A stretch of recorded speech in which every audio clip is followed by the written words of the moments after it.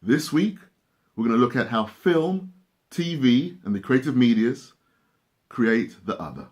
Let's get started.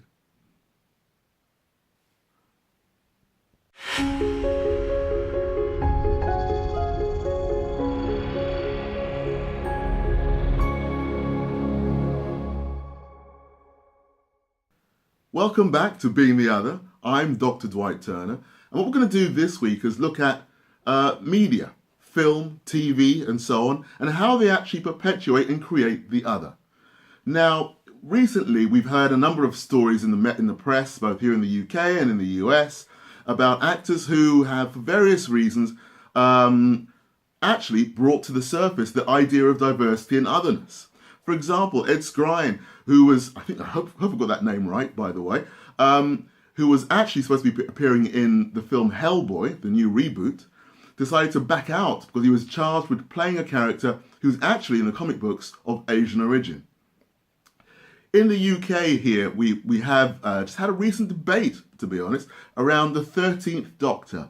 And the 13th Doctor, Doctor Who being a science fiction character, is now female. And there's a huge debate here about whether Doctor Who should be male, female, white, black, or whatever. As if Doctor Who, or all heroes, need to be white and male. And the most wonderful example I would add to this is actually from the actress Chloe Bennett. Chloe Wang, I'm going to call her, because that's actually her original name.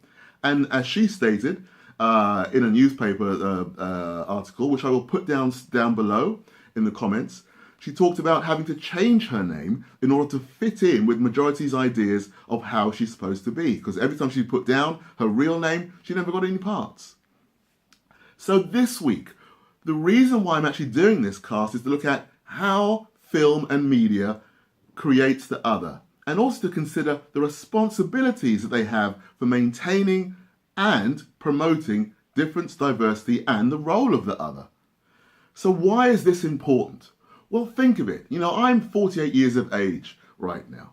And when I grew up in London, back in the 1970s and so on, all the TV shows and movies and whatever else involved others, the minorities, being rescued by a majority in some way.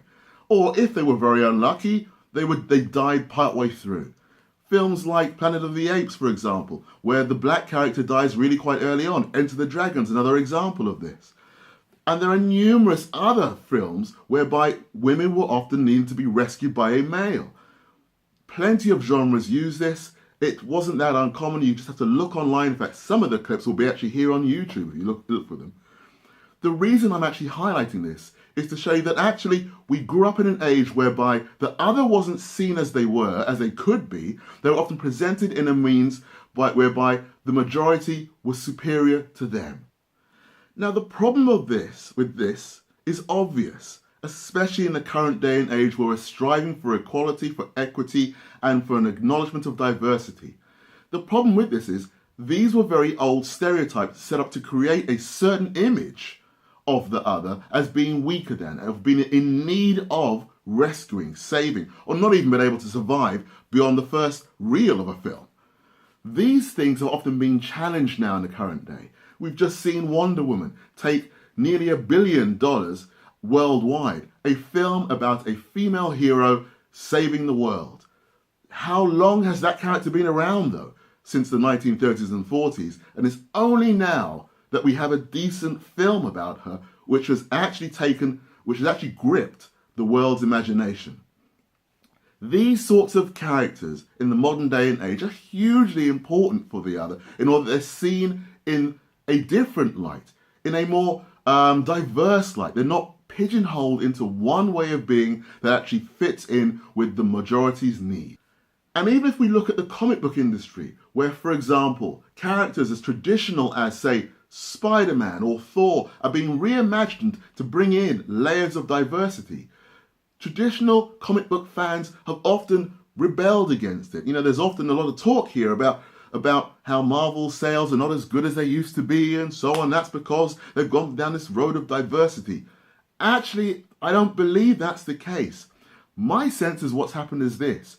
If you change the focus of diversity, if you actually bring it into a medium like film, like TV, like comic books, like novels, if you actually broaden out the range of characters that women can play, that men of color, of men of difference can be, of men and women of sexual difference can be as well, then what you actually have to wait for is a cultural realignment to actually accept that. It will come, it will happen, but it takes time. Media, though, doesn't work that way. I get it. They're looking to make money, they and so on. It's a profit-driven sort of industry. But they have a responsibility, in my experience, to promote and meet their audiences where they are. And if they're willing to do that, then the audience will come along with them for the ride, and these films and programs will not only be successful, but they'll encourage other film writers, directors, musicians, comic book writers to incorporate different layers of difference and diversity in those stories. That's my belief, and I'm sure it will happen. I will stake my hat on it. So I'm going to leave that cast there with something for you all to think about. It's important that media, film, music, comic books embraces layers of difference in their communities and actually presents those on the pages, on the screen, in the audio, wherever it needs to be. But that they're also aware that culture will follow along behind them and that they're driving something forward here, which is hugely important. Otherwise, if they're not willing to do it, if they're not willing to take that on board, then what will happen is that culture stagnates. It dies away in some way, or it just rebels against itself. That's the take here. That's the important part. I'm going to leave that one there. It's a pleasure to have you watching these casts, as always. Please do keep sending me your emails. Subscribe down below. Follow me on Twitter under the Being the Other sort of logo. And also, I'm on Facebook as well under Being the Other as well. Follow me there, because I'm always putting updates about something to do with our experience of otherness. I look forward to seeing you soon. Take good care. Bye-bye.